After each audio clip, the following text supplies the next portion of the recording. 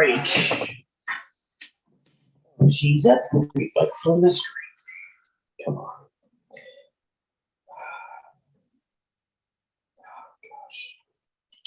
All right. Okay. All right. So it looks like we're live streamed now. Let me just close out the browser here. Okay. Righty then. There we go. Okay. Oh, let me just get my camera on. Shalom, everyone. We're live. I'm Brother Doug, as always. And, oh, okay. I see. That's why that's in the camera. Okay. Doing the usual. We are the Wakened by Yahuwah Assembly. We are going to be doing Numbers 19 to 20 we're up to today. And later on our second recording, we will be doing Ayub, the book of Job, 37 to 38, if I'm not mistaken. So let me just double check that. I'm going to double check in the just go phone. I know that we're almost at the end.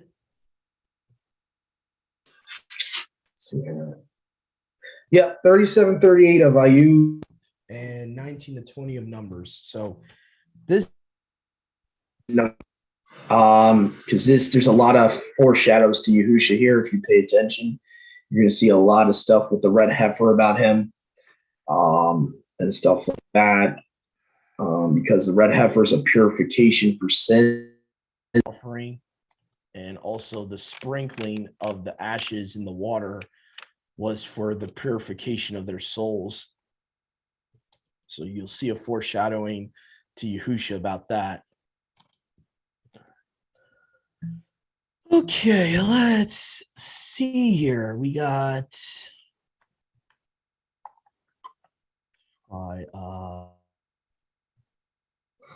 because that was New Testament only. All right, so let's try this with the Septuagint and also Samaritan.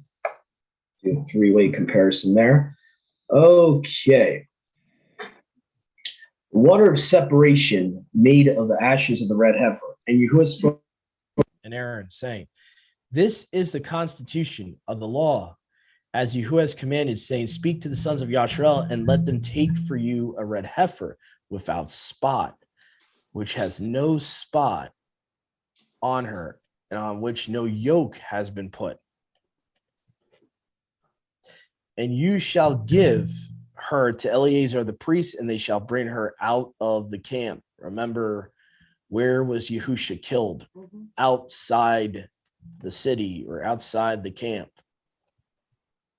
"Into a clean place, and shall kill her before his face. And Eleazar shall take of her blood and sprinkle of her blood 7 times in front of the tabernacle of witness.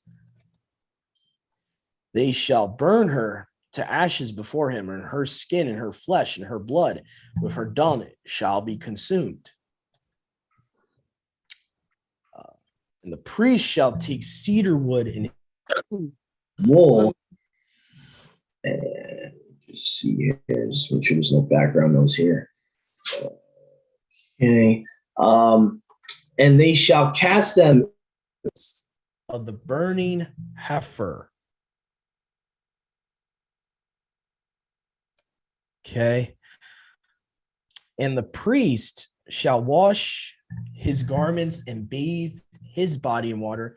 Afterwards he shall go into the camp, and the priest shall be unclean till evening. And he that burns her shall wash his garments and bathe his body, and shall be unclean till evening.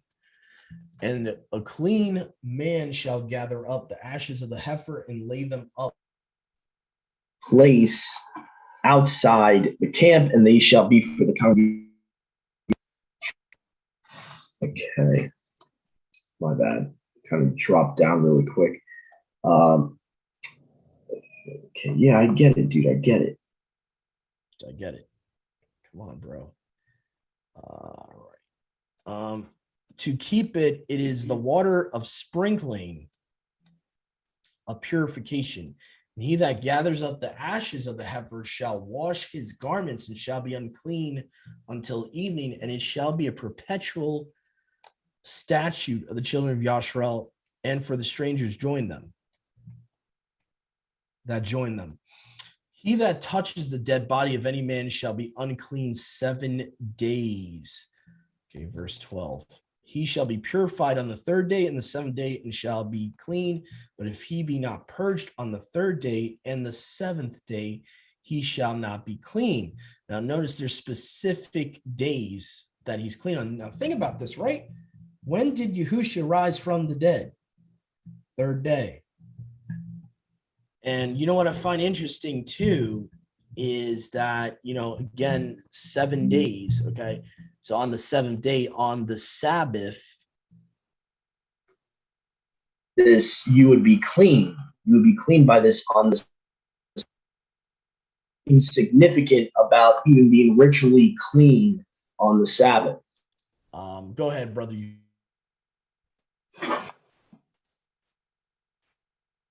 Yeah. So I definitely didn't see the Sabbath part.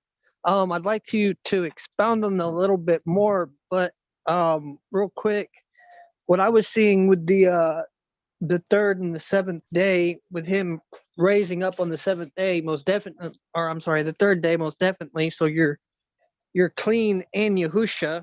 You have to accept the testimony of him, rising up on the 3rd day and overcoming death. But then what I was seeing with the 7th day is that you not only have to be clean and accept the testimony of Yahusha, but you have to hold on to it, up until that final time. Stepping into that, when you step into that rest, when you step into eternity, Yeah. like if you haven't held on to it, I don't know if that makes sense or if you see where I'm going with that. Just because you accepted it on the 3rd day, or just because you accepted the testimony of Yahusha, if you don't hold on to it up until the very end and stepping into I guess it would be the 8th day, though, not necessarily the 7th day. But okay, yeah, I was flowing with you there. That kind of me of years thing. So the end of time, the end of this age would be the 7,000th day. Going into the 8th day prophetically. Yeah, I definitely agree. I even though it will be in the 7,000th, 7,000 years since creation, I still believe. No, it's not literally in the word. Kind of, it says that it's allegorical, as 1,000 years is one day. So, the 7th day would be, 7,000 years allegorically, prophetically. So I do think there's a concept to that, maybe not literally there, but there's still an allegorical concept of that, like what you're talking about. So that's kind of what I believe. And that makes perfect sense to me. Yeah. The Sabbath thing, I was pointing to that because it seems like whenever they had a specific special occasion or the Sabbath, usually Yahuwah doesn't want us to be impure on those days. Usually. So, and even for the law of uncleanness, overall, when they got unclean, they would have to purify themselves on the 7th day to be clean on the 8th day. You gotta bathe in water. If you ever become unclean, you bathe in water. On the 7th day. If not, you're still defiled. So Sabbath and purification, there has to be a purpose behind that. All the laws of uncleanness, you need to bathe on the 7th day. So there has to be a reason for that. The only thing I can think of is that he wants us going into his be clean, pure, even richly clean. That's the only thing I can think of. But even as a prophetic sense, like you were saying, you're going into, eternity. Now you're cleaned by him, and all of that. So, verse, sprinkling has not been on him on the seventh day. This is still on him.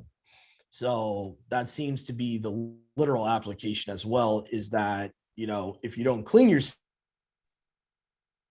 you're unclean. Did you just say that if the sprinkling of the third day is not on him on the seventh day, then he's still unclean? Is that what you said? No, I was saying that when it says here, where it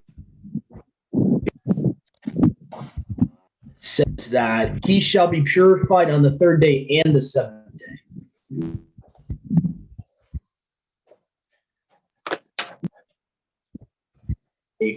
He shall not be clean. So it seems like it's actually both days. If you don't purify yourself, you don't cleanse yourself, the ritual washing of yourself, you will not be clean. So it seems like both, actually. I would have to take correction on that. It seems like both days you have to do it.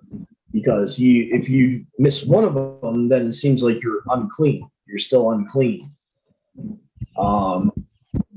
So I think that's what I meant to say, but I didn't realize it was both days that it was talking about there. And then obviously we're getting into the part of the chapter where it talks about what happens when you touch a dead human and all that. Everyone that touches the carcass of a person, of a man, he should have died, and not having been purified has defiled the tabernacle of Yahuwah. That soul be cut off from Yashrael, because the sprinkling of water clean is this to actually connect with the previous instruction. Whenever you see a dead, even if you're in the same room as a dead body, you don't have to exactly, later on scripture talks about, you could be in the house of where someone died and become ceremonially unclean for a time. Now, this seems to be talking about specifically the touching a dead body in water at evening. Then your uncleanness is upon you, and you're actually killed, cut off, because you didn't sprinkle with the water that had the ashes of the heifer. So the ashes of purifying. That's why I pointed to Yahusha, because it purifies them on the inside and out. So it would be a way to purify their souls. And so it seems like if they purposely did not do this, the sprinkle after, they did not take the waters of the sprinkling of the heifer on them on purpose, this is their punishment. They'd be killed. So this is how we know we're in a time of mercy. I don't like to use the whole word sensation, but we are, because a lot of us don't know these things. And a lot of us, number one, we can't kill a red heifer for this, because this is part of the Levitical priesthood, number one. So we can't do these things right now. So we're in an age of mercy right now. But when these things come back, anyone that doesn't do these sprinklings will be killed in the millennium. That's what I would look at the application of this, is that this will be done in the 1,000-year reign. This will be applied. So, anyway, Yahusha. Are we certain that cut off always means killed?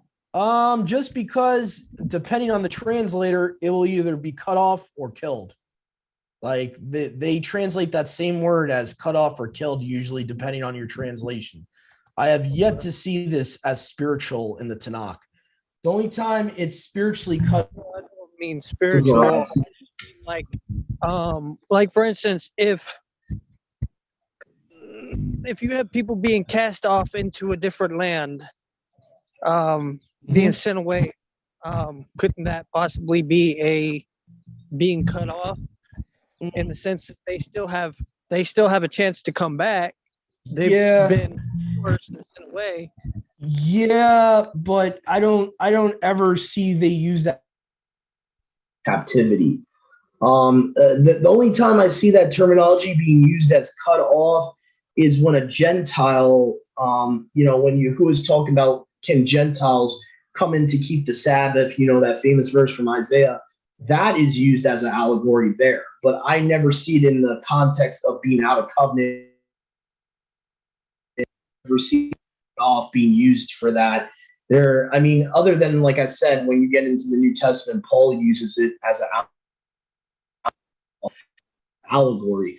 I have yet to see that literally as a word as another meaning other than being executed in a physical, in a literal aspect. That word almost all the time in the Tanakh is talking about you're stoning them, you're killing them if they're cut off. Like, for example, the Day of Atonement. If someone doesn't keep the Day of Atonement in the context of being cut off, they're physically being cut off. It's not just, they're not part of the community anymore. They, because these are the laws of the land. When you're in the land, you got to go by his rules. You're in his land. Right now, we have a lot of mercy going on. And even when Paul's talking about you treat him as a tax collector or you cut him off, right? Remove the evil one. Paul's quoting from the Tanakh where they're being killed is the context of removing the evil one out of your midst. So Paul's not saying that it's different in the new covenant. He's just saying that, to allegorize it, what we can do right now, since we're not in that situation that we can, we can only, cut people off from fellowship. We can't, we're not in a Torah keeping judicial system. Paul is like, his letters are really the main stuff, allegory, but most of the time when it's talking about literal cutting off, usually I would say maybe not every time, but almost all the time, from what I've seen personally, it means literally to cut off, like to kill, to capital punishment. Usually that's what it means. And there's multiple times Yahuwah says it. And let me just provide some evidence to back up what I'm saying here. Let's go to the exact Greek and Hebrew of this here. So I remember when I first learned this, I had to start going to the Greek and the Hebrew, because some translations will not just say cut off. They'll translate that exact word as to kill. So it also depends on what translator you're depending on. Let me see here where it talks about this one shall be purified, but he will not be clean. Shall not be purified. Yeah, see right here in the ABP, obliterated. That's what I mean. Like, usually it means kill. So this is what I mean by we're in a time of mercy. Because Yahuwah would have every right to every person that's even in this walk that's not, if we were in a Levitical priesthood, not keeping this. Because we're not in a Levitical priesthood and we're not able to do these things, Yahuwah does not consider it sin that we're not doing this sprinkling. There's no way to do it without a Levitical priesthood. So obviously we would be just as guiltless as Daniel, who's not, he's not in the land. When he's in captivity, he can't do that. Go ahead, Brother Yahusha. Well, I definitely believe that the Luwian were coming back. I'm having a difficult time figuring out how a lot of some of these types of commands will play into the renewed covenant, and then still having what happens to the right ruling for Gentiles coming in with that Yaakov gave.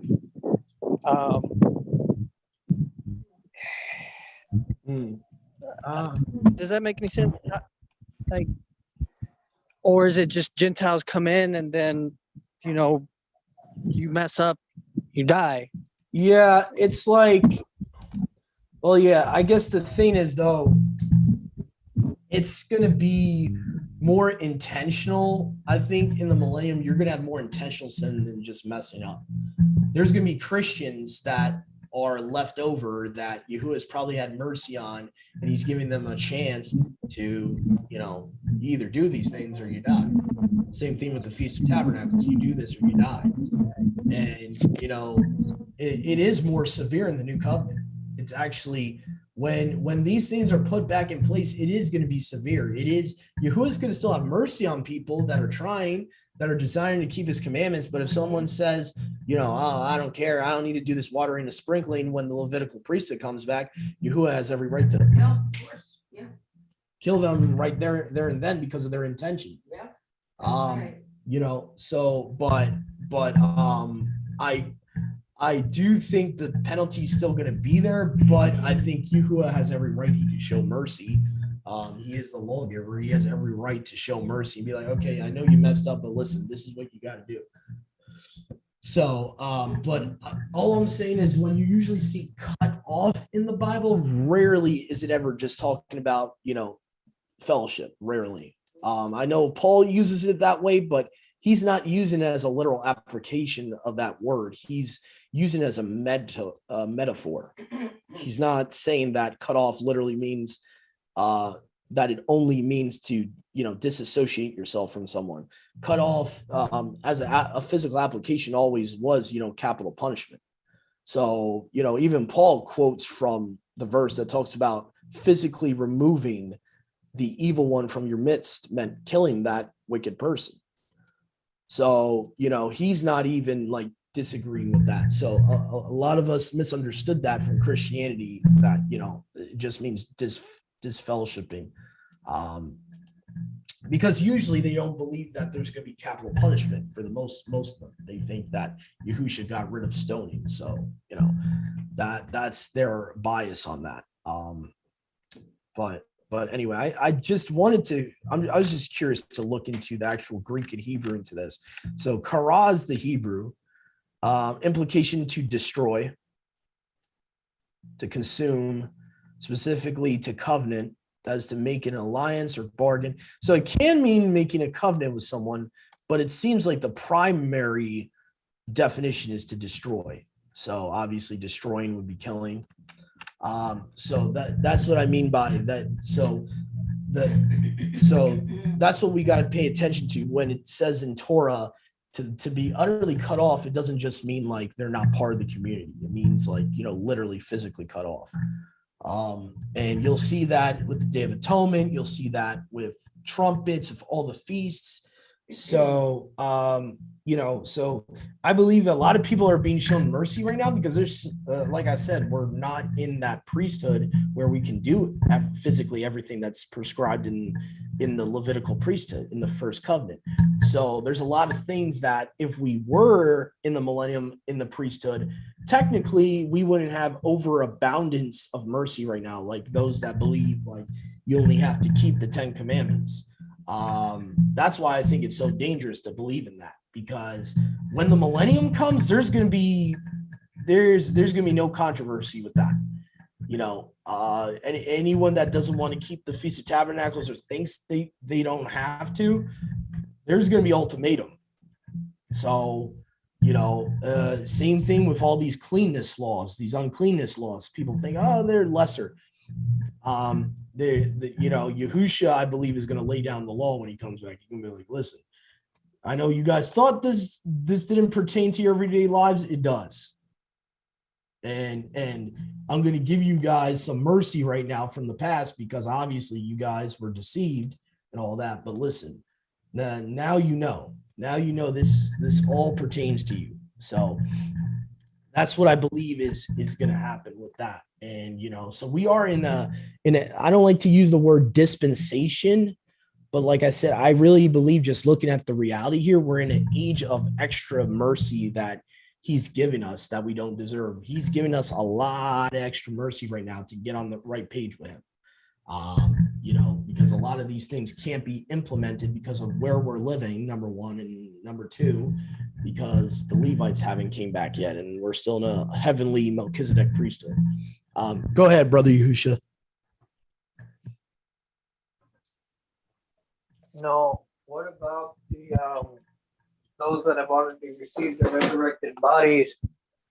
Do you think that if do you think that they're going to be keeping the cleanliness laws just as an example, or do you think they're going to be keeping them because they actually need to keep them? Because I mean, it would make sense. That's a tricky one. Body. That's a really tricky one. I don't know how to really answer that other than, yeah, it would be an example, just kind of like how Yahusha is the prince in the temple.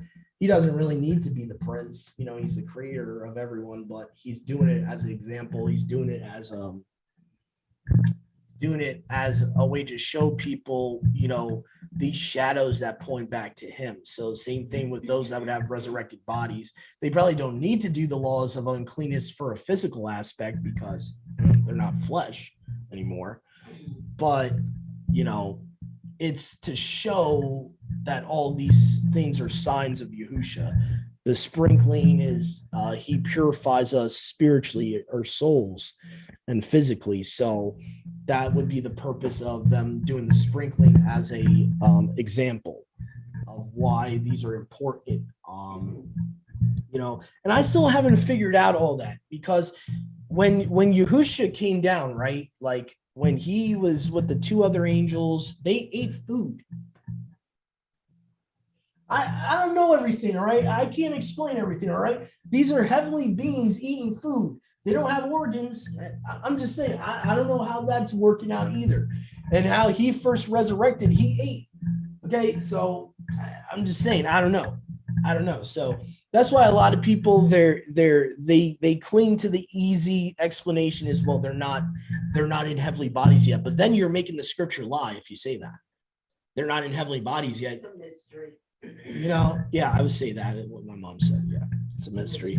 It's a mystery I can't fully explain, other than somehow heavenly beings that take on flesh that don't exactly have human organs can eat, can drink, do all that. So I'm pretty sure they'll find some way to, you know, use that to their advantage to do these cleanliness laws for examples in the kingdom. Like Brother Yahusha said, though, one could make the argument they don't really need for physical benefit. They don't, you know, if you're in a resurrected body, you know, it's not really going to physically benefit you. You're not going to have secretion. You're not going to have this. You're not going to have that in a resurrected body in the millennium. So is it a genetic necessity at that point? No, not really. It's more or less to show the shadows of Messiah. It's more or less to, you know, so just to explain all that to my best of my knowledge. But to the best of my knowledge, we will not be in human form. Those that are in the first resurrection will not be in human form. So, but those that are being grafted in the millennium, that were not in the first resurrection, like you have the heathen being given a second chance, they will need to do those things even in a physical aspect for their own benefit. They will still have fallen human bodies. So yeah, I would agree with Brother Yahusha. It's basically for their benefit, those that are being grafted in the millennium. But to my knowledge, Yahusha is not going to be in human form.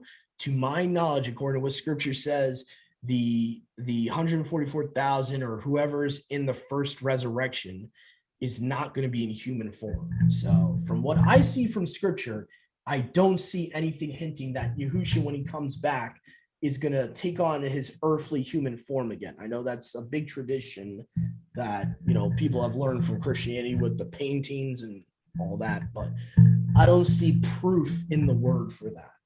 What I see is that Yahusha, everywhere in Revelations, he's in his pre-incarnate heavenly form. You know, when it talks about his description, that's not his earthly form. That's his heavenly form in Revelations 2 and Revelations 3 and so on and so forth. I don't think he's going to be in a, you know, in the form he took on originally. From what I've seen, he will be in his fullness coming to earth in the second coming. He's going to stay like that for the millennium. So yeah, it's a mystery, I would say, because it's hard to tell how they can eat, how can they do this, how they can do that. And mind you, that's even in the Tanakh in Genesis 18. So, you know, could you say that when they take on flesh, they can somehow even in a resurrected form, it's still a form of some type of flesh, but not the same flesh. Maybe, I don't know. Again, it's a mystery. I have no idea. And the problem is too is that we're not told literally in the Bible how Adam and Eve or how Adam and Kua originally looked like.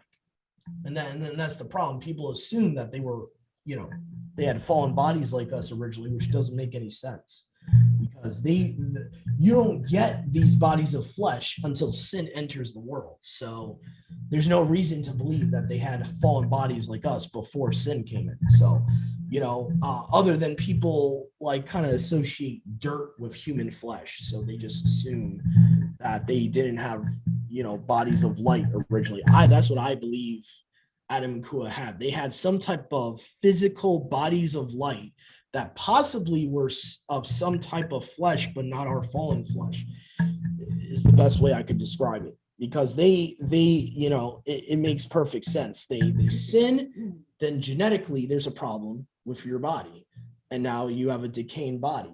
Before that, they did not have death. They did not have bodies that were susceptible to death. So they couldn't have had the bodies we have today before sin entered. I don't think that's possible.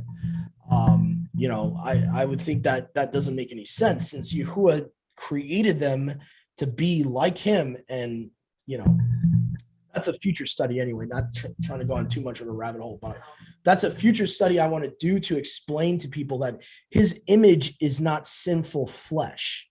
So when it says the word of Yahuwah made Adam in his image, Adam has to be physically what Yahusha is. Yahusha is not sinful flesh. Yahusha's spirit. Yahusha has a celestial body, even as a creator. The creator is celestial, not terrestrial. So for Adam to be after his literal likeness and image, he has to have a similar body, if that makes any sense. That's kind of where I draw my conclusion from. Okay, so if Yahuwah is light, then he has to have a body of light, and so on and so forth. Now, again, how can I explain how they're eating and all that, and when they come to Earth? I can't. I really don't know. Other than they take some form of flesh to do things like that. That's, But as far as, the traditional image that Christianity puts of him being in his original, fallen body that he took on when he was brought forth from Miriam, I don't believe that's going to be in the millennium. I don't believe Yahushua will be in that, taking on sinful flesh again. No. I don't see that in prophecy. So that's just my personal opinion. But anyway, so let me just see here. Let me go back. So let me see here. So I think Sister Josie has just joined us. Shabbat Shalom, Josie. Shabbat Shalom. Shabbat Shalom to you all. Hey. So I think we're at verse 13 here in Numbers 19. So let me see here. So it has everyone that touches the carcass of a person, so it's talking about a dead human, if he should have died, not having been purified, has defiled the tabernacle of Yahuwah, that soul shall be cut off from Israel, from Yashrael, because the water of sprinkling has not been sprinkled upon him. He is unclean. His cleanness is yet upon him. And I think really that indicates willful. For someone to do that, they're telling them ahead of time what's going to happen. So that would have to be willful if an Israelite doesn't do that, because he's telling them ahead of time. He's like, listen, if this ever happens, this is your punishment. The law of a man die in a house. Everyone that goes into the house and all things in the house shall be unclean 7 days. So now this is talking about a different law, that if someone dies in your home, now again, I wouldn't even limit it to what we call a house today, because if we probably looked in the Hebrew and the Greek, it probably just means dwelling place here. I'm pretty sure it just means you're dwelling. So whether you're dwelling in a tent, whether you're dwelling in, a modern house today, I think it's all the same. I don't think you can really just limit it to a modern home. I mean, if you look at other translations here, tent, okay, tent. So it's basically saying in wherever you're living, inside of that dwelling place, If a human dies and you're in that place when they die, you're unclean for 7 days. And every open vessel which has not a covering bound upon it shall be unclean. Okay, everyone that shall touch a man slain by violence. So this is different here. This is talking about if you touched a man that was killed, like that was murdered, it seems like it's talking about, or killed, or a corpse, or a human bone, or a sepulcher, talking about necromancy there, it seems like, or something to do with the dead, shall be unclean 7 days. So now sepulcher, to correct myself here, this could just be talking about burying the dead. So, I want to correct myself there.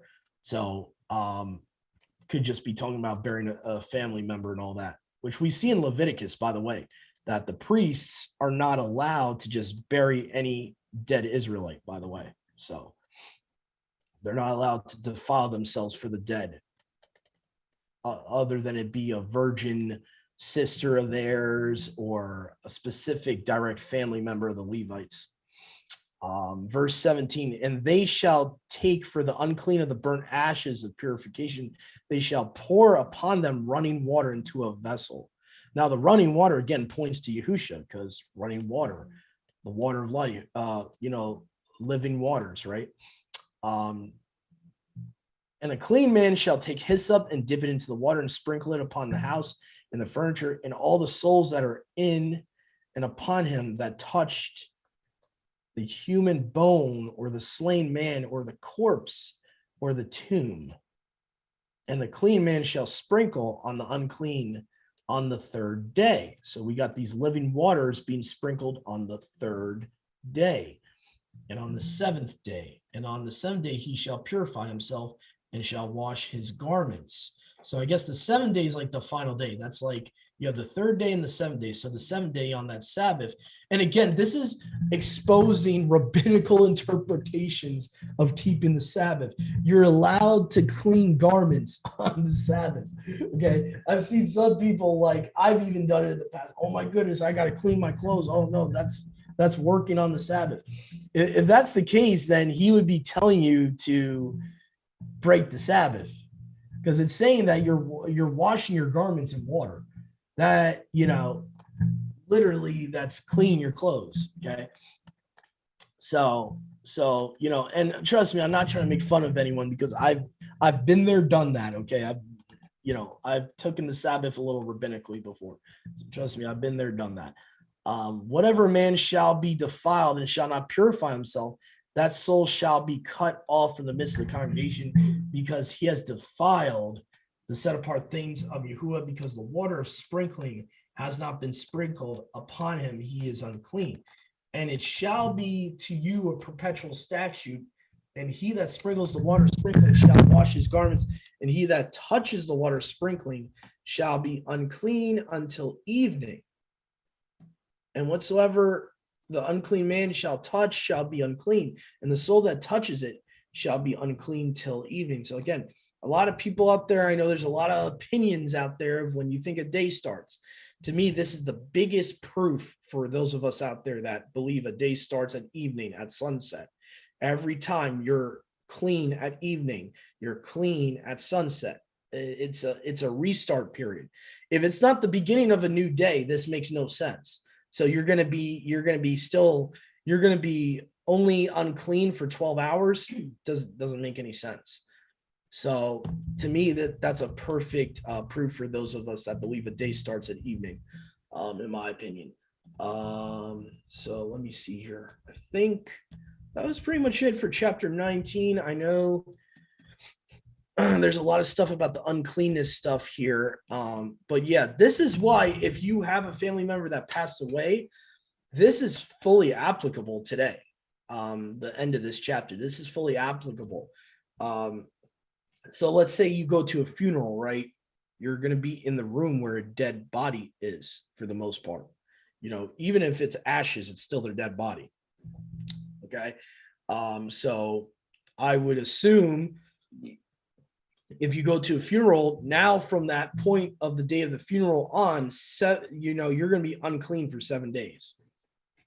So you're going to have to cleanse yourself on the 3rd and the 7th day. And I know some will say, well, Doug, that's talking about the sprinkling of the heifer ashes in the water. I get that. But for me personally, just to play it safe, I would bathe on the 3rd and 7th day, even though we can't do the heifer thing. I still think, you still should be doing some type of purification, some type of, bathing in water. I get it that it's specifically talking about the sprinkling of the ashes and all that, but if I'm not mistaken, let me see here if it ever switches gears once you get to the if the unclean dies in the house. No, it seems like it's just talking about the ashes there, but anyway, yeah, I can see someone's argument on that. The only problem is I would rather play it safe, because it does say bathe in water. It does say bathe in water at a certain point. Verse 19 it does say bathe in water. So that is still part of the law, it seems. Bathe himself in water and be unclean till evening. So I get the whole purify thing, but the purify thing seems to be separate from bathing in water. So it's like actually two things you're doing. So I still think this part is applicable in a Melchizedek priesthood. Okay, you're bathing in water. That's a pretty easy part of the commandment to keep. If you're near a dead body in a home, so that shouldn't be that hard to keep that commandment. But anyway, so that's all I wanted to say there. I know, Brother Yahushi, you had your hand up at some point. I don't know if you wanted to make a comment or ask anything. Okay. All right, just double checking. All right. Yeah, so I know the argument here is, like I said, they'll point to the sprinkling and say, well, we can't do that today. So how do we observe this command at all? And I'm like, but the bathing in the water in verse 19 seems to be a separate command from the sprinkling. So that would be my rebuttal. That would be my rebuttal. So anyway, so I think we're going to go to chapter 20, unless there's something else someone wants to bring up. We'll go to Numbers chapter 20. Let's see. I think I'll have my mom. Mom, do you want to read chapter 20? Sure. I'm reading from the Septuagint. Okay. And then the sons of Yashrael, the entire congregation, came into the wilderness of Sin in the first month, and the people remained in Kadesh, and Miriam died there and was buried there. Now there was no water for the congregation, and they gathered themselves against Moshe and Aaron, and the people railed against Moshe, saying, would that we had died on the destruction of our brothers in the presence of Yahuwah. And for what purpose did you bring up the congregation of Yahuwah into the wilderness to slay us and our livestock? And what purpose is this? You led us out of Egypt to come into this place, a place where there is no sowing of seeds, nor figs, nor vines, nor pomegranates, nor even water to drink. And Moshe and Aaron went from the face of the congregation to the entrance of the tent of testimony, and they fell on their faces, and then the esteem of Yahuwah appeared to them. And Yahuwah spoke to Moshe, saying, take the staff and convene with the congregation, you and Aaron your brother, and speak to the rock before them. It will produce its water, and bring forth for them water from the rock. And you shall give to the congregation and their livestock. And Moshe took the staff from before Yahuwah, just as Yahuwah commanded. And Moshe and Aaron summoned the congregation before the rock. And Moshe said to them, hear me, rebels. Shall we bring forth water out of this rock for you? And after raising his hand, Moshe struck the rock with the staff twice. And then abundant water came forth, and the congregation and their livestock drank. And Yahuwah said to Moshe and Aaron, because you did not trust me sufficiently to sanctify me before the sons of Yashrael. For this reason, you yourselves will not lead this congregation into the land that I have given to them. These are the waters of strife and controversy, because the sons of Yashrael stopped in the presence of Yahuwah, and he was made set apart among them. And Moshe sent messengers from Kadesh to the king of Edom, saying, your brother Yashrael says these things. You yourself are aware of all the hardship that has befallen us, and that our fathers went down into Egypt, and we dwell in Egypt many days. And the Egyptians afflicted us and our fathers, and that we cried out to Yahuwah, and Yahuwah listened to our cries. And sending forth a messenger, he led us out from Egypt, and now we are in the city of Kadesh, along the boundaries of your borders. We would now pass through your land. We will not go through the fields, nor through vineyards, nor will we drink water from your cisterns. We will proceed by the king's highway, and we will not turn aside to the right or to the left until we cross your borders. And Edom said to him, you will not pass through me, or else I will go out to battle array to confront you. And the sons of Yashrael said to him, by the hill country we will pass by, and if we drink your water, whether I or the livestock, I will pay the price to you. But the issue is nothing, for by the hill country we will pass by. But the king of Edom said, you will not pass through me. And Edom went forth for a confrontation with him with a great multitude and with a strong hand. And Edom was not willing to permit Yashrael to pass through their territory. And Yashrael turned away from them. And they set out from Kadesh. And the sons of Yashrael, the entire congregation, arrived at Mount Hor. And Yahuwah said to Moshe and Aaron at Mount Hor, at the borders of the land of Edom, saying, let Aaron be added to his people, because you will certainly not enter into the land that I have given to the children of Israel. Since you provoked me at the water of strife, take Aaron and Eleazar his son, and have them go up into Mount Hor in the presence of all the congregation, and then strip from Aaron of his garment, and clothe Eleazar his son, and Aaron being added to his people, let him die there.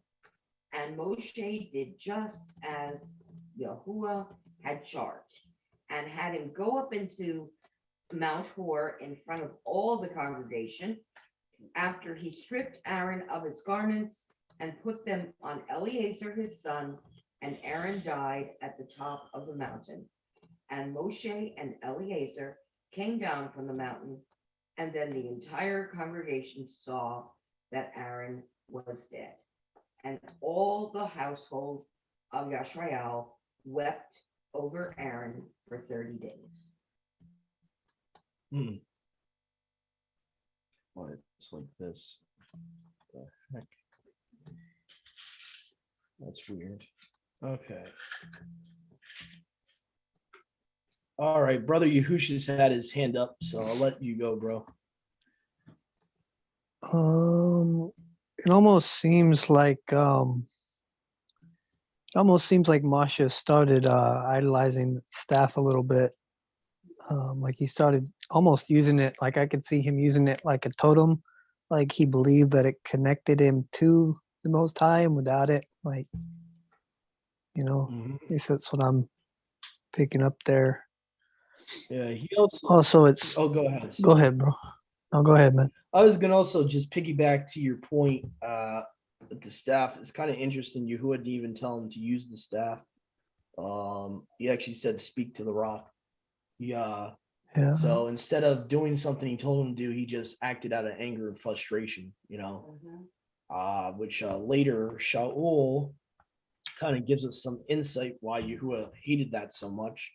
Because Shaul says that the rock was Messiah. So essentially, out of anger, Shaul is, basically laying his hand on Yahusha. And I could see, even though they're one, I can see from a father's perspective, not to humanize this too much, but from a father's perspective, you lay your hand on my son. And there's going to be a punishment for that. So he's like hitting the rock with a staff. He's like violently putting his staff to the rock. So I could see just from a normal father's perspective. Yeah, go ahead. So Something just entered my head is that we talk a lot about, righteous anger, and sometimes anger is righteous. But this was clearly an example for us to look at, that this was an example of unwanted, unwarranted, unrighteous anger, and that there was a punishment for it. So that's all I want to say. I just wonder if it could have been more than anger, because it says, you have not believed me to set me apart before the children of Yashral. And then it also, you have the instance before where he was told to strike the rock with the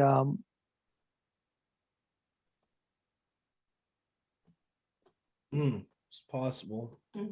It's possible he felt like he had to trust in his own works, as in him, like, Masha showing his might with his staff. Like, if y'all don't start acting up, you grumblers don't start acting right, I'm about to beat all y'all up, type of thing. He was getting frustrated.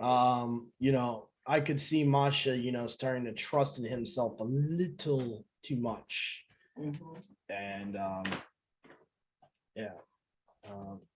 go ahead again, bro. I'm gonna save something for after you. I'm gonna bring up something. I don't have nothing.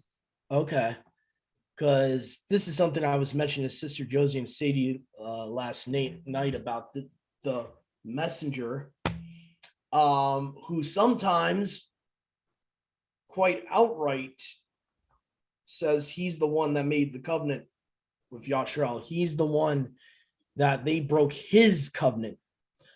This same Malach is mentioned here in verse 16. Says, we cried to Yahuwah, and Yahuwah heard our voice and sent Malach and brought us out of the land of Egypt. But wait a minute. Doesn't Yahuwah say he's the one that brought him out of Egypt? So if he's not the Malach here, we have a problem with Masha and Yahuwah here. Masha, then we would have Masha saying one thing and Yahuwah saying something else. So according to Masha, Malach Yahuwah here is the one that brought them out of Egypt. And again, there's no controversy once we realize this. Malach Yahuwah person is Yahuwah himself. There is no controversy there. But if we don't have that understanding, we would think that somehow the scripture is contradicting itself. And you'll see this again. This is not the only time it says this. Like the Malach himself, Malach Yahuwah himself in Judges says, I brought you out of Egypt. I did this. I made my covenant with you. So if that person that came in the form of a messenger, not that he's a literal angel, but that he came in the form of a messenger, if he is not Yahuwah, we got an issue. And then we even got an issue with Masha then. So yeah, I just thought I would bring that up. So that was pretty interesting to me. It actually said he sent his Malach to bring us out of Egypt. So that's kind of interesting. You shall not pass through. So it's talking about their journeys.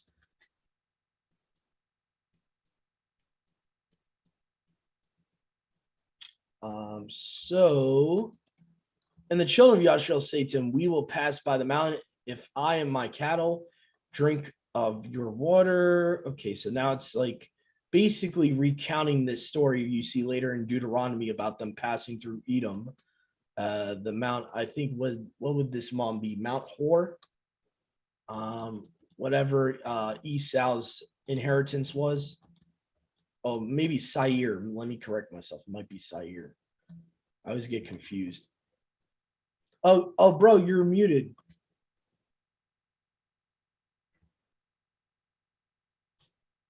I don't know if you were trying to say something, but you were muted. No, sorry. Okay, no not. problem. I was just double checking. Let's see. So it talks about they met Edom with a great army, a mighty hand. Did want to mention a couple times it's mentioned here. So interestingly, in this chapter, we have a lot of Yahusha here. The rock is Yahusha. I'm going to get you guys that quote from Shaul to prove my point with that. The splendor of Yahusha, okay. Verse 6, it says that the esteem of Yahuwah came, or it was shown to them. So we have multiple times Yahusha is actually indirectly referenced here. So I do want to find for you guys the verse, I think it might be from Corinthians, where Yahusha says, Paul says that Yahusha was that rock, and he gave them that spiritual drink.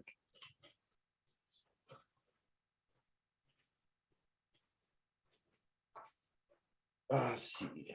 So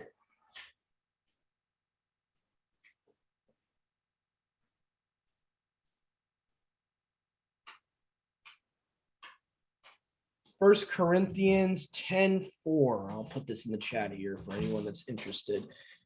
First Corinthians 10:4 says here from Bible Hub,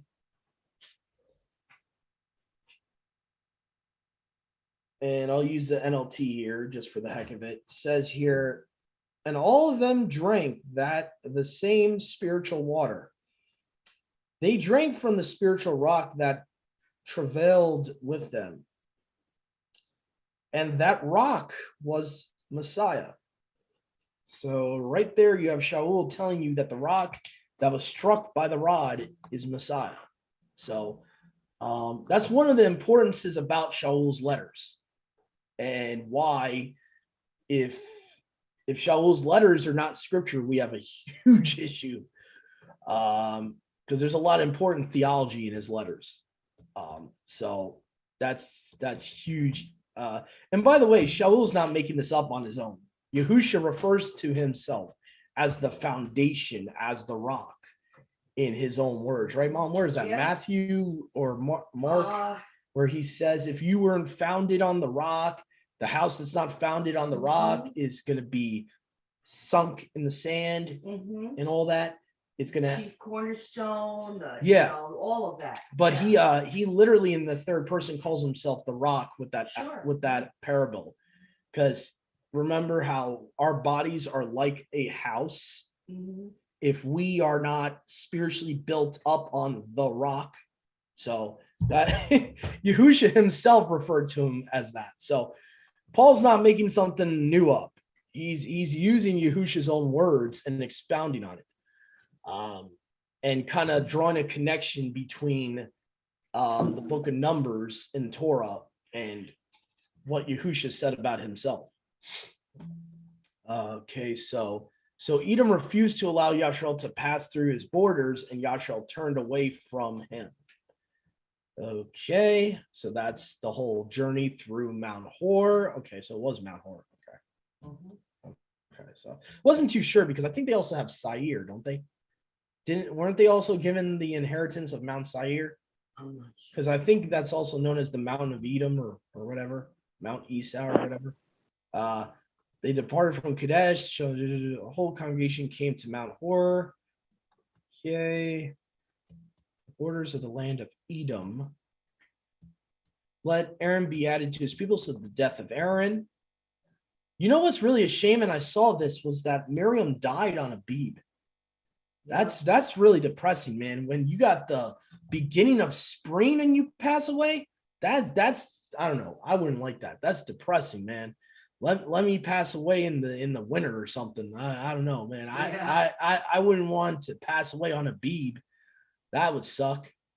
I wonder if she died early because of the what You she never did to know. Masha with the Mhm. Ethiopian wife. I wonder if that was like Yeah, a little maybe. punishment that Yahuwah took her life early. He's like, Mhm. you know what, because the thing I've noticed in scripture, Yahuwah's punishment is not always instantaneous. Mhm. And he's like, okay, you wanted to challenge my authority in your brother, okay, you know, and really all she got was what, leprosy. That was a little punishment there. She got leprosy for a little bit of time. Yeah. I think sometimes Yahuwah gives us the real punishment later on. Sometimes, like he'll give us a little taste of a punishment, like given leprosy for a certain amount of time, and then she was cured. But I just find it weird that she died, and then now Aaron died in the month of Abiba as well. It looks like. Mhm. I could be wrong, but it seems like it's in the same month that this is all happening. Go ahead, brother Yusha. Within that, like it doesn't really it does say that they both went to speak to the children of Yashral, but it only says that Masha lifted up his hand and struck the rock, not Mhm. Aaron, and yet he's still disciplined for it. It's almost like whatever, like he followed along with Miriam, Yeah. and then he followed along with Masha, but it doesn't really seem like he's the main person doing these things, but he's still getting punished. Tag along, yeah. Well done. Yeah, guilty by association. Yeah, there's times in scripture where we are guilty by association. Mhm. Yeah. Yeah, there definitely is. I know the school system tried to teaches you that it's wrong or whatever, or that it's unfair, but Actually, when I went to Okay. school, if one of you in the class okay. acted out and did something, the whole class got Oh, punished. that's good. I remember learning that lesson. That's good early because in that grade school kind of teaches you that. because they want you to gang up on the one that did the wrong. They want you to put the peer pressure on the one that did the wrong. That's what they really want. They want you to like make their life miserable because they brought you into what they did. Yeah, or you could just not be involved with the person that did the wrong too. There's an old saying: you hang around with dogs, you get fleas. Mhm. So also got to be careful, And I think also Aaron got punished too because you got to understand he's a leader. Okay, Yeah. he like let's put in concept of what Paul talks about with the blueprint of the assembly, right? You got elders, you got this, you got that. Mhm. Okay, as far as the hierarchy in Israel, Aaron's up here. Okay, the rest of the people are down there. Yahuwah didn't, say it's sin on them that Masha did what he did, but he included Aaron because Aaron, guess what? He's actually over Masha as far as the religious duties. Mhm. As far as the corporate worship duties, Aaron's above him, and Aaron should have been like, hey, what are you doing? Yeah. What Yeah, the you heck? That's right. It's kind of like the same thing how Eve or Kua, how the sin was literally done to her, but because Adam's her head, Mhm. it went to him and he got blamed for it. And Yeah. he got blamed for it to the point where, later on, he's always blamed as, sin passed from man and from the man down to Masha, not the woman. So it shows that Yahuwah looks at his hierarchy like, listen, if you're in the highest in charge, you have the biggest responsibility. That's right. And Yahusha says the same thing in his parables. He says, listen, to whom has been given little is expected. Required, yeah. To greater has been given, greater is required, and that includes responsibility. So, Aaron is the priest, right? Mhm. He's the priest of the people. He should be a little bit more guarding over what his brother's doing. Be like, calm down. Especially like Yahuwah probably looked at it like this. Aaron knows his brother's a hothead. He let his brother do it. It's kind of like, my mom sees me, I'm about to make a huge mistake, and my mom does nothing. It's like, at least, try to pat them on the shoulder, be like, hey, before you do this, you might not want to do this.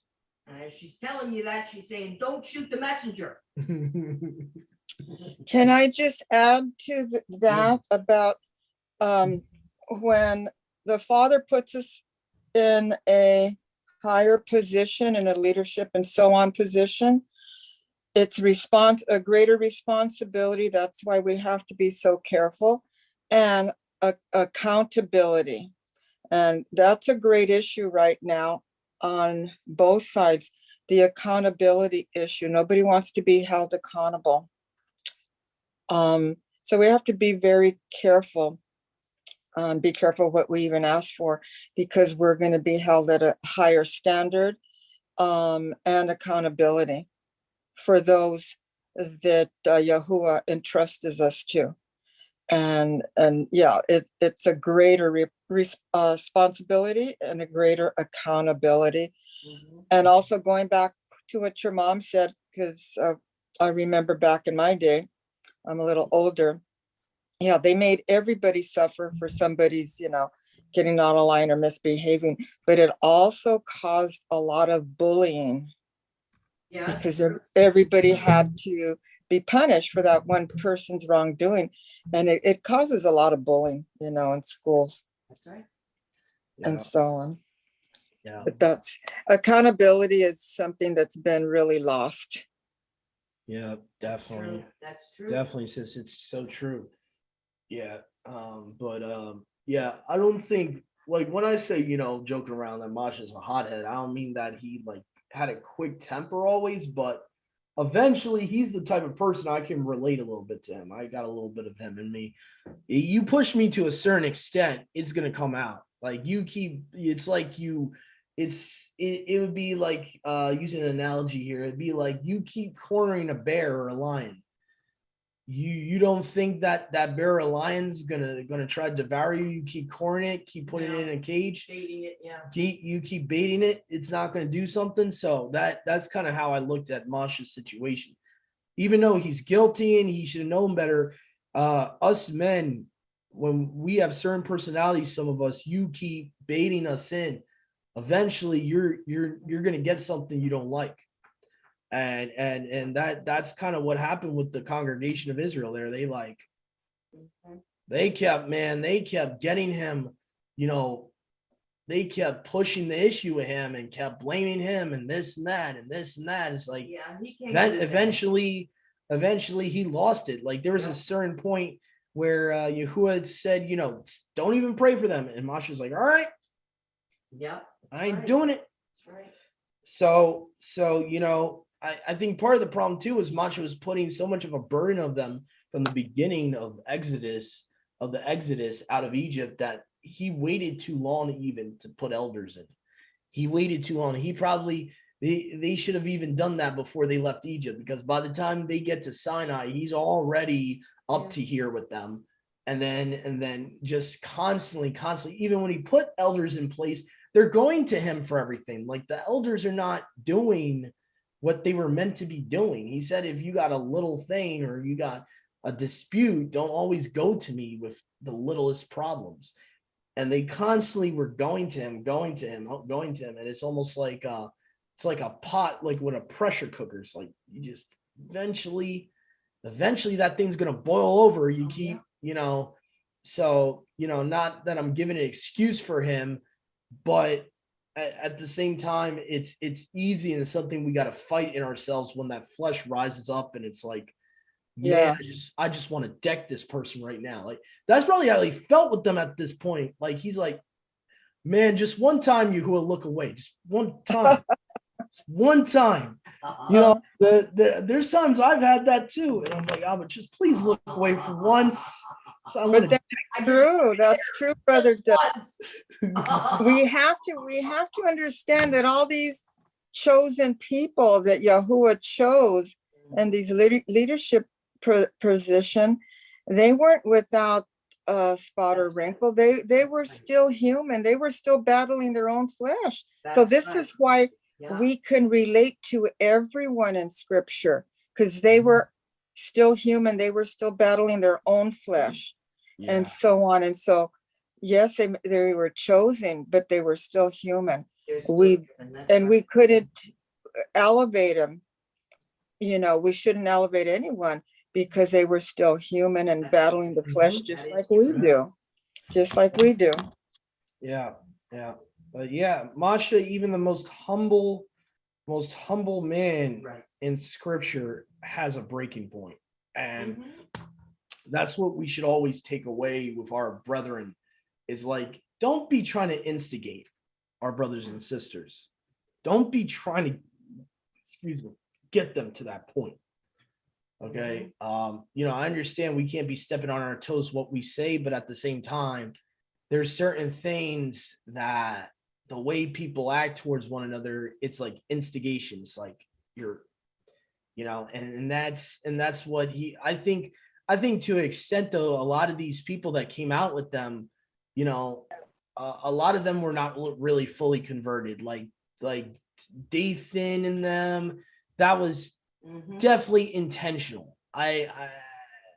Yeah, when I look at the whole rebellion of Korah, that was intentional. That was challenging his authority, who was authority, you know, and you know, so I think sometimes stuff like that can build up after a while. And Masha's trying to intercede for them all the time, and he's like, Mhm. I intercede for you guys, and then you do this again. Like what, you know, at a certain point, it's like he's gonna lose his cool and he's gonna be ticked off. Yeah. And so, you know, and but unfortunately we see that one mistake of unrighteous anger, Mhm. and it caused him to disobey Yahuwah and not set him apart in them, and then he doesn't get to enter the promised land. You know, it's a good analogy for, you know, it's a very short distance between righteous anger and unrighteous anger. That's why Shaul says, be angry, but do not sin. So he's basically saying you can be righteously angry, but don't let it control you. Don't let it get you to that point where you say something that you shouldn't be saying, doing something you shouldn't be doing. And it's really hard. It's hard because some of us are short fused. I grew up all my life being short fused. It's just, you know, I don't know. That's something that's something that I inherited genetically in my personality. Is just I am a person that goes from here to there very quickly. You know, that's just, and maybe it's because I have a passionate personality too. So passion, sometimes it says in the book of Proverbs that a passionate man is not good. So that's something I constantly got to work on. Is, you know, it's good to be passionate for the Almighty, but passion can even be twisted and perverted and get into pride, get into this, get into that. It's very easy for emotions like that to get the better of us because, you know, we are zealous for Yahuwah, but sometimes that zealousness can turn into something else. So, you know, and so I just noticed that some of us men more than others have to constantly work on this every day, because others are not so much passionate. They're not so much, you know, short fuse. Some people have more patience before they get really angry than others. And so some of us like that have my type of personality have to constantly work on it, have to constantly, slow down, you know, not, I don't condone pharmakeia, but the old saying, take a chill pill, chill out. But it's just something that some of us men have to work on. Do I think? Well, it's not just men, Brother Doug. It's all of us. We're all battling that same flesh, men and women. But I understand what you're saying about passion. Somebody could be very passionate, but I'm very different. I've always been known, people have always said, how do you have so much patience, especially from where I came from in the churches? with all these people and blah, blah, blah, you know, the whiners and complainers constantly. And it takes a certain type of personality to handle all of that kind of stuff. But it's only Yahuwah that can change us. And there is in the fruit of the spirits, the self-control part that we really do have to learn for our own benefit. I always say everything in the scriptures, everything in Yahuwah's word is for our good, for our benefit, even when we don't like it.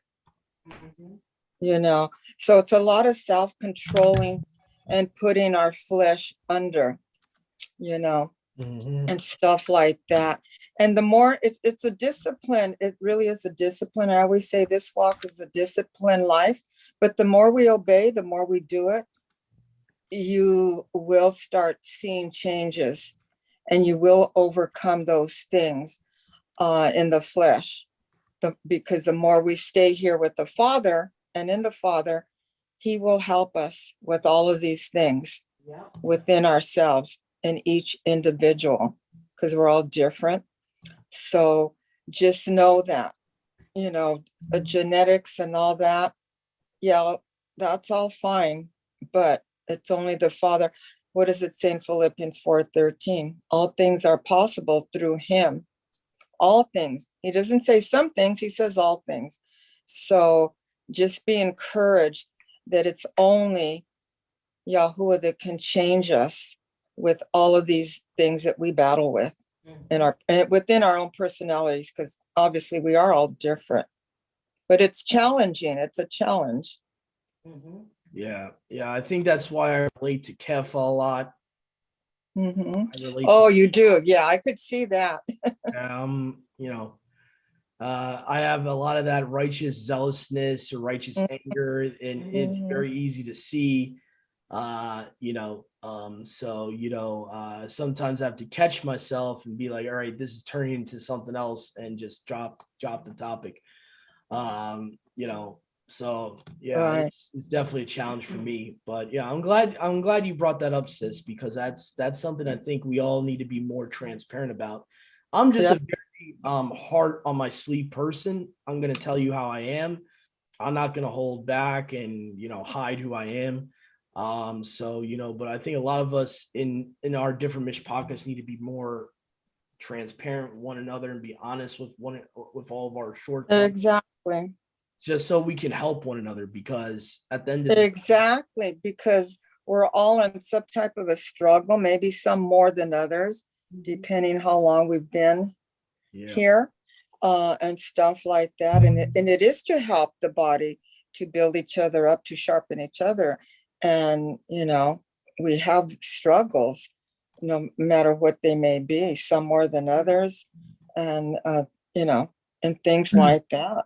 But this is why I believe he says, do not forsake the assembling, because we need to do this and be transparent. And I could respect you more if you are honest and transparent, you know, because we all have struggles in different areas of our walk and in our life, personally speaking, spiritually and personally, you know, we have different struggles, but it's a beautiful thing. I'll confess.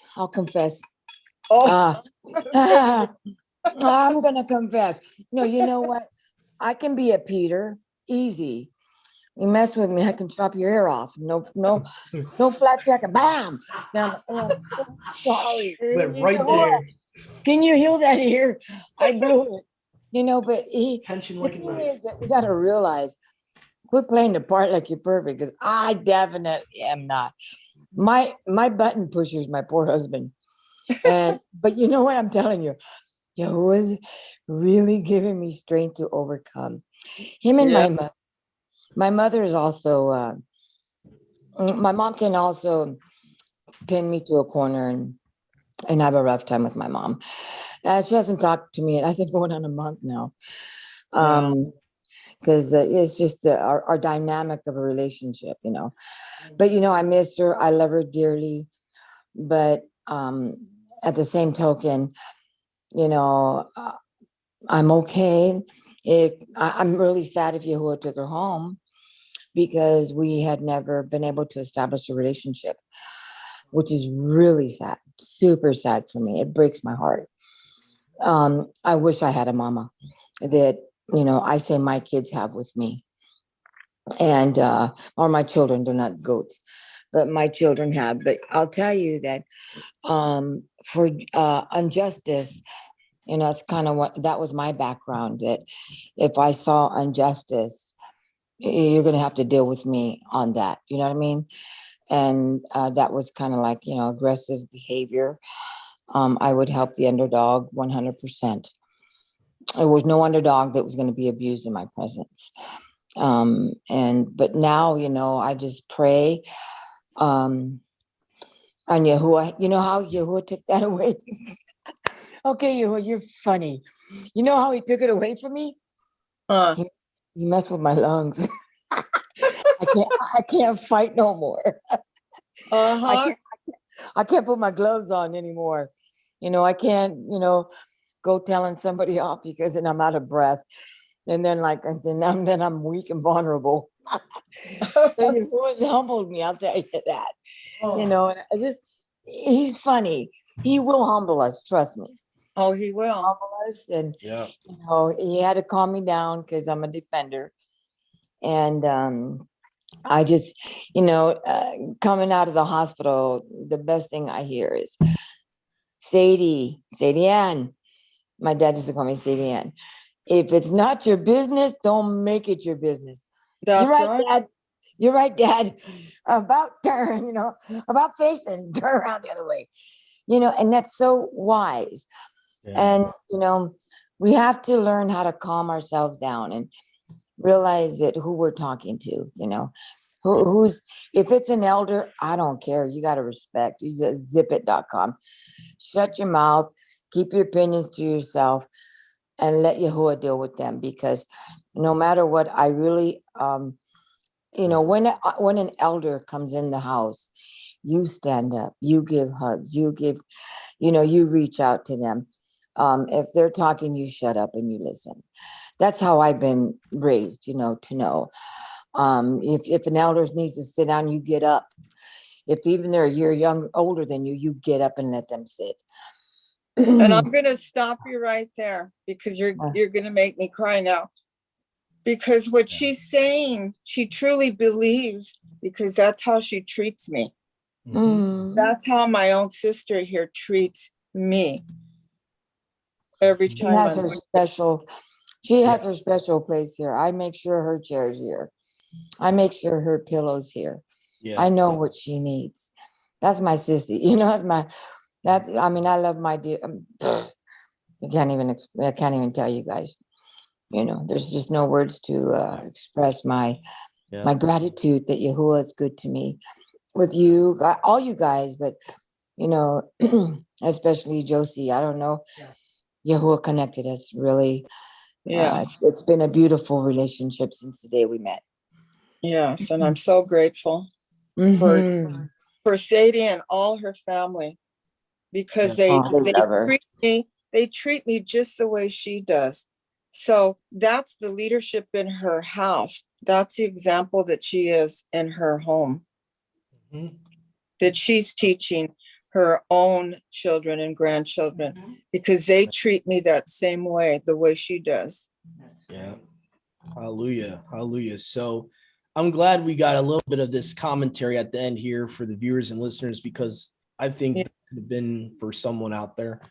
This little conversation here we just had record. Hopefully it's for someone out there maybe struggling with anger like I've had in the past and still do to a certain extent.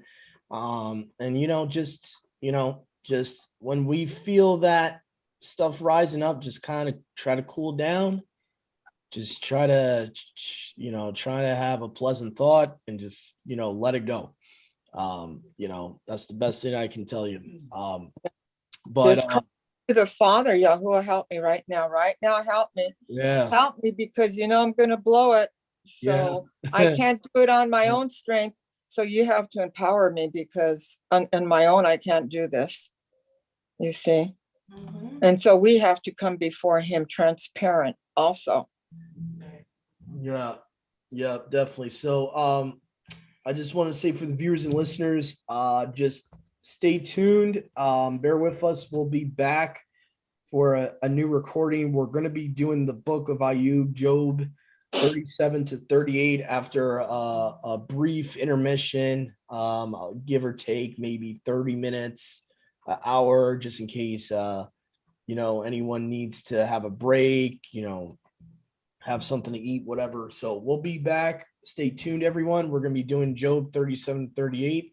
All of our brothers and sisters out there in YouTube land and social media scene.